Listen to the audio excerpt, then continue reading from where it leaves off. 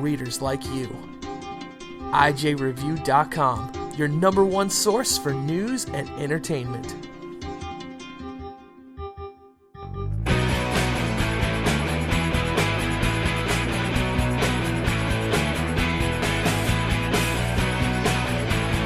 This is Lachlan Marquet of the Washington Free Beacon, and you are listening to Vigilant Liberty Radio. The ad says he doesn't have a horse in this race, but Retractor knows he does. Now he's got egg on his face.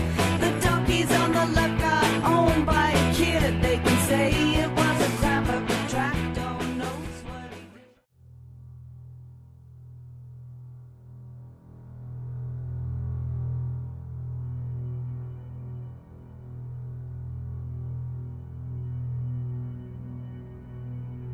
Coming soon to Vigilant Liberty Radio.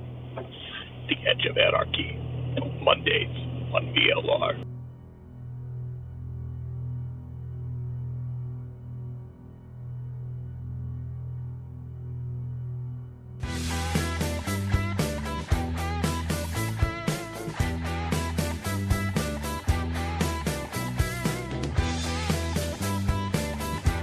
This is Kevin Jackson of the Black Spreaker Radio Show. Listen to Vigilant Liberty Radio. What's going on in your head?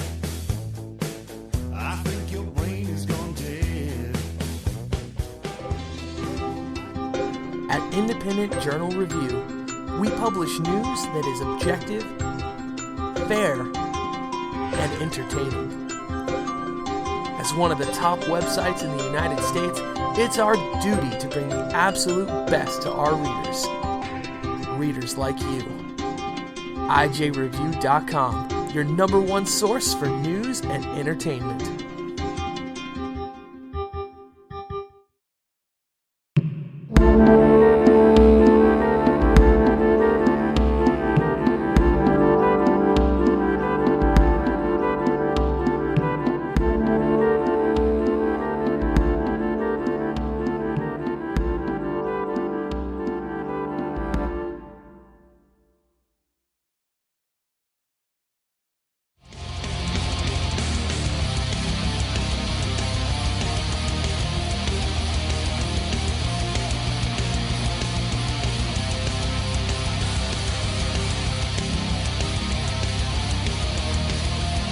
Hi, this is Matt Lewis from the Daily Caller, and you are listening to Vigilant Liberty Radio.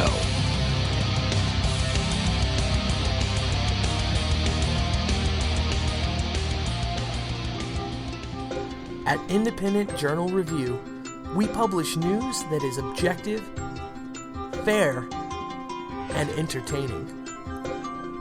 As one of the top websites in the United States, it's our duty to bring the absolute best to our readers like you. IJReview.com, your number one source for news and entertainment.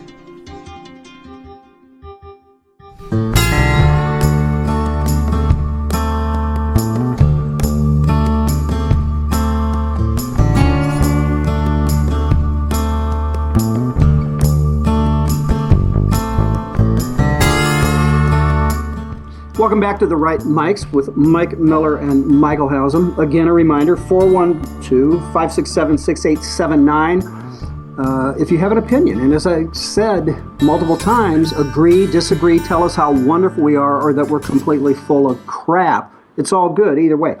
All right, this is going to be, I'm looking forward to this. Ann Craig Cinnamon is on the line with us.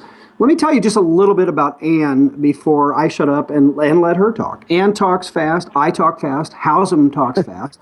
Fasten your seatbelt.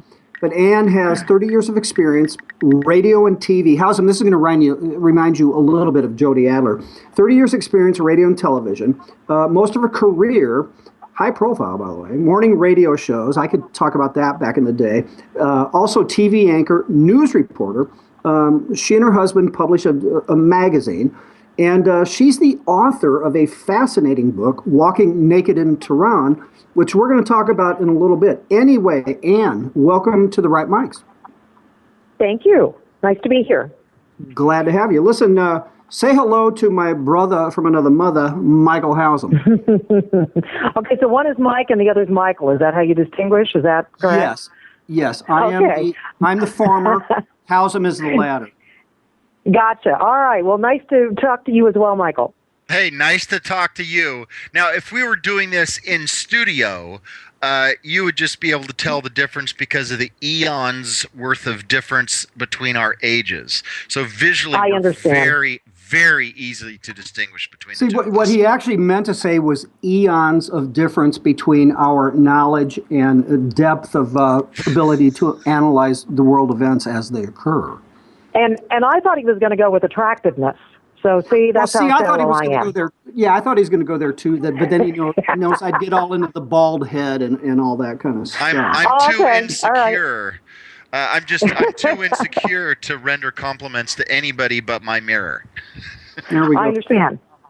Okay, Ann, so obviously we're going to get to your book. And again, you and I have talked off air multiple times, but about your world travels. But obviously, and here's what we do with guests when we bring them on. Michael, I'm not going where you think I'm going there. You obviously been paying attention to the aftermath of the execution on Saturday of the two New York City Police Department, right? I mean, we know what happened.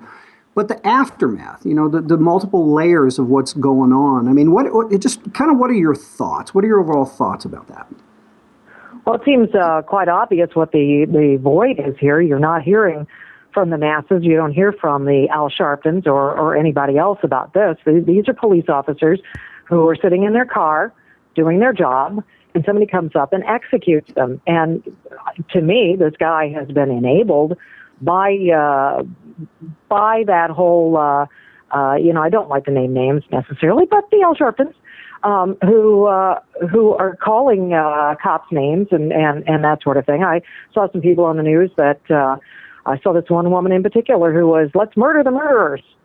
And you hear enough of that, and somebody who's unstable anyway, what do? They're going to go out, I'm going to do what that person said. I think I'll kill myself a couple of cops. But are you seeing marching and that kind of thing in support? I even have some what I consider rather liberal-leaning friends who are saying things like, where are the protesters and that sort of thing when the police are being killed like this, when they're being executed? You're not hearing anything from them. So it's always, it seems to me, always this way, and the unbalance is obvious, and it's wrong. I have a friend, Ann, on Facebook, and I've actually been on a couple of TV shows with this guy, and he's an incredibly good touchstone for me. Number one is if I'm unsure on a particular issue, I try to figure out where he is, and I safely know that I should be on the other side. Other side? Okay. Oh yeah, absolutely. But the other thing is that if I want a quick insight to what the left is thinking about any particular issue, I just take 90 seconds and scroll through his Facebook wall, and I pretty much am caught up on the pulse of things. The three different posts that he put up today all have to do with gun control and the absurd ease with which a horrible human can buy guns in New York City, and the blame should be placed squarely on, apparently in New York City, anybody can just walk down the street, throw $20 bills into the air, and people are jamming 1911s into their pocket. Right. Yeah, well, and this is always the argument, isn't it? It's never about let's put things in place to take care of these mentally unstable people. It always comes back to, you need more gun control. You need all these other things that we already have in place. There are already laws, and clearly, in many cases, the laws have already been broken. And it always does come down to somebody is unstable or they don't behave this way to begin with. But it always, with the left anyway, it always comes back to gun control and those kind of things. And we have these same arguments. And, I'm not a big gun lover or anything, but, I think there are already laws in place.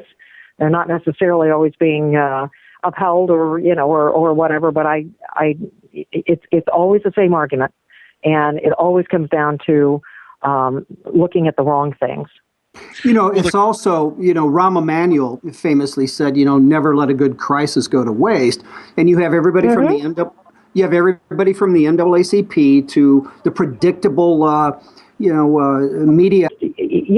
Every situation is different, and if we're getting into, the whole police taking on black people and that kind of thing, I'm sorry, I don't think the average police officer sees that way or does that at all. I really don't. Ann, police in our country do a fabulous job. Here's the deal, and I'm with you on this as it relates to the question of stability. And frankly, I wish the whole Muslim thing wouldn't even have come into it, because I don't think that this guy, as compared to a lot of other instances in the past, I don't think that, first of all, it's not an issue here in my mind. This guy's an habitual criminal. He's arrested 19 times or whatever have you. He bragged about, watch what I'm about to do. But to your point, anyone that, listen, even if he was inspired by, everyone from Barack, if I had a son, he'd look like Trayvon Obama, to Eric My People Holder, to Al Sharpton, down to the, what do we want, dead cops, when do we want them now? Even if all that stuff inspired him, anyone who is stable is generally not going to go, I got to grab me a gun and go execute 2 cops. I mean, instability has to be the issue here. Right. Absolutely. I mean, it is fanaticism. When you're getting into terrorism and you're getting into that side of it, it's fanaticism. On the other side, it's unstable people that hear things. And, I've been in the media for more than 30 years and all, but we do tend to stir things up. I'm not saying you can't have these conversations, but even covering some of this stuff stirs unstable people up. It does. People want the attention or whatever. I'm assuming this kid that killed this man in our neighborhood, he probably, probably saw something in a movie or whatever that excited him, and he probably plays video games on a regular basis. I'm sure there's a profile you could do of this kid. Okay, listen. Yeah, I'm sorry. Finish your thought, and then I want to switch to your book. We're already halfway done because all 3 of us talk like maniacs. And I wasn't exactly expecting to talk guns and let's forget about guns. I do. First of all, unbelievable title. Ann's book, Walking Naked in Tehran. And we'll tell you how to get that book a bit later. But I want to tell you ahead of time, you can go to walkingnakedintehran.com. And listen, we'll tell you about we'll give you a bit about what the book's about. But Ann, they got to see the cover. And I must also say that you have told me repeatedly that is not you walking naked in Tehran on the cover. No, that's not me. I was just going to ask that question. How's my you? That's what you were thinking, dude, because I know how you are. And I just wanted to, put your little mind at ease. All right, tell us. Tell us and Craig Cinnamon is smoking hot. Look at that. And tell us about the book, man. Okay, well, the book is basically a memoir of the year and a half that I spent living in Tehran, Iran. I got married at the age of 19 to my first husband. I'm on number 2 and final.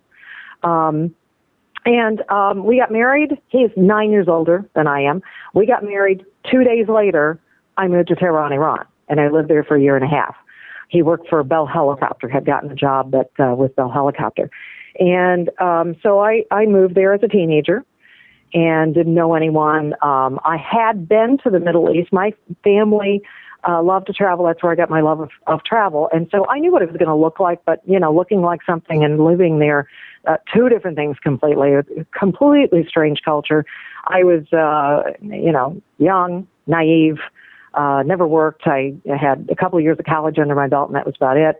And so, I hated it. I really did. I hated my time there because it was very, very hard on me. We had no car, I washed our clothes in our bathtub. I didn't even have an electric can opener. We had to make a reservation to make a phone call back home. There was a 7.5 hour difference, and you couldn't just pick up the phone and call. You would have